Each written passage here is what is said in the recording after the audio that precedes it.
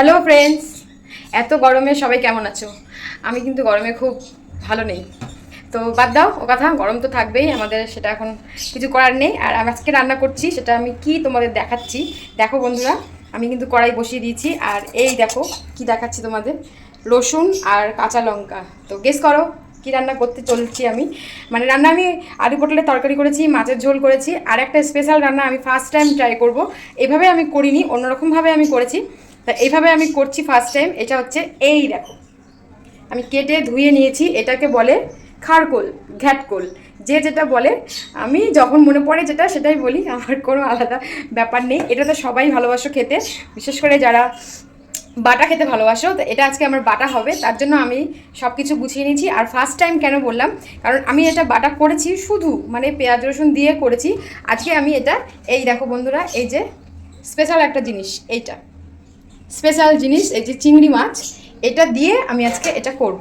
তাই আমি তোমাদেরকে দেখালাম। তা আমি এখন বসিয়ে দিচ্ছি, আরও সাথে কিন্তু এই যে কালো জিরে, এটা দিয়ে আমি এটা রান্নাটা করব। আগে একটু সাঁতলে নেব, মাছটা আমি তেলেই ভাজবো, তারপরে আমি সব বাটবো, বাটার পর আমি তোমাদের দেখাচ্ছি কেমন হয়েছে। চলো দেখতে থাকো। দেখো বন্ধুরা, প্রথমেই আমি কালো জিরেটা একটু বেশি দিলাম।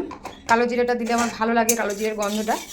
কীভাবে করছি আমি তোমাদেরকে সেটা দেখাচ্ছি। কালো জিরেটা একটু টেলে নেব, সাথে সাথে আমি কিন্তু রসুন আর লঙ্কা এটাও টেলে নেব শুকনো খোলায়, তেল ছাড়া শুকনো খোলায় আমি এটা টেলে নিচ্ছি।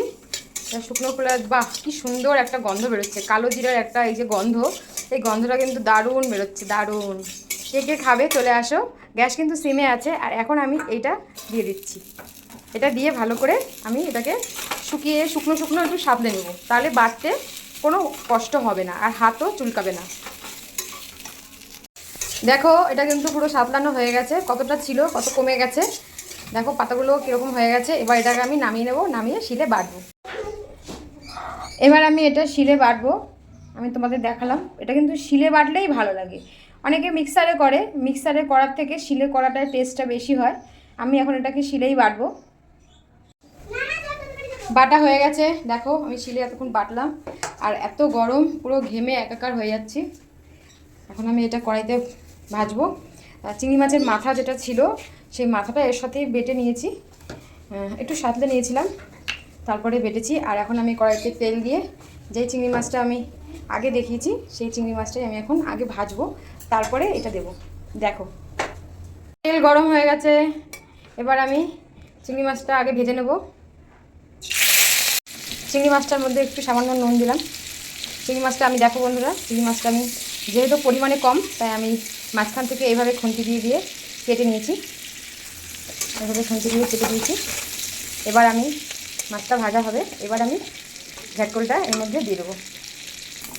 চিংড়ি মাছটা ভালোই ভাজা হয়ে গেছে, দেখো বন্ধুরা, চিংড়ি মাছটা কিন্তু আমি ভেজে নিয়েছি। এবার আমি ঘ্যাটকোলটা দিয়ে দেবো।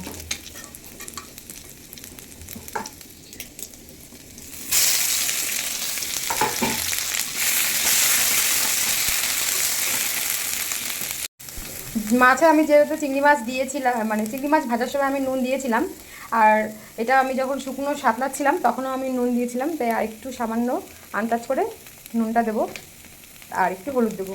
আর লঙ্কারও আমি কাঁচা লঙ্কা বেটেছি এর সাথে। লঙ্কা দেখতে পাচ্ছি ভালোই হয়েছে, আমার তো হাত জ্বলছে ভালোই। তো দেখি একটুখানি টেস্ট করে দেখতে হবে ঝাল হয়েছে কি না, না হলে আবার একটু লঙ্কার গুঁড়ো এর মধ্যে দিতে হবে। তো এইভাবে ভালো করে টানাবো। লঙ্কা আমি অনেকটাই দিয়েছি, আর আমি এটা বেটেছি শিলে, আমার হাত কিন্তু জ্বলছে।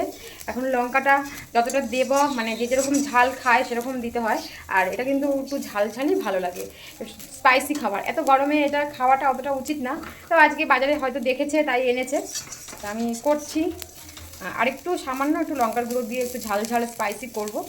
এটা দিয়েই আমাদের মানে অর্ধেক খাওয়া হয়ে যাবে, বলছি কেন পুরোটাই খাওয়া হয়ে যাবে। এটা এত টেস্টি খাবার।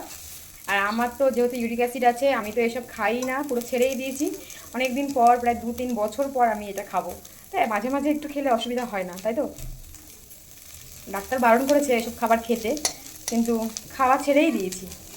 মাঝে আগে একটু খাবো সামান্য। এটা কিন্তু প্রায় হয়েই গেছে। এইভাবে পুরো একদম শুকিয়ে নিতে হয়, আমি এইভাবেই করছি। তোমরা কিভাবে করো আমাকে কমেন্ট করে জানাবে। একদম পুরো শুকনো শুকনো করে নিয়েছি। গরম গরম ভাত দিয়ে খাওয়ার জন্য একদম রেডি। আমি এখন এটা নামিয়ে নেব।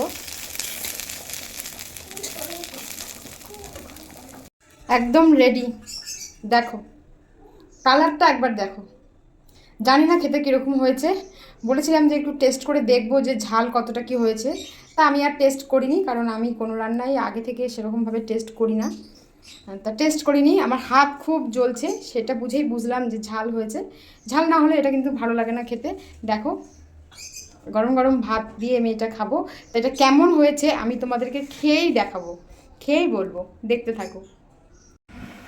গরম গরম ভাত নিয়ে আর এই যে বাটাটা, আমি তোমাদেরকে আগেই বলেছি যে আমি খেয়ে বলবো কেমন হয়েছে। আমি খাচ্ছি, তোমরা দেখো। একটুখানি মাখলাম, খেয়ে বলবো কেমন হয়েছে।